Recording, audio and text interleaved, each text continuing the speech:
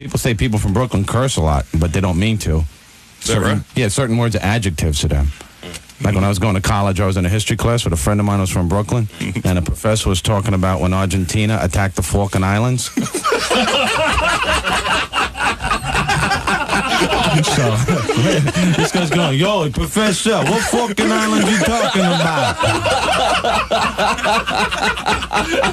So the professor's like, I don't think you understand. He's going, hey, no, you don't understand. I ask you a question, I got to know what Falkland Islands you're talking about. There's Falkland Islands all over the place. What am I supposed to put on a test for crying out loud?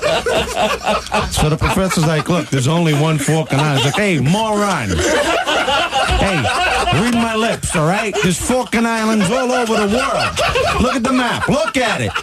See those little pieces of dirt floating around in the water? Do you know what they are? They're Falkland Islands. You got the Hawaiian Falkland Islands, the Bermuda Falkland Islands, the Caribbean Falkland Islands, or somewhere on there, you got Gilligan's Falkland Islands.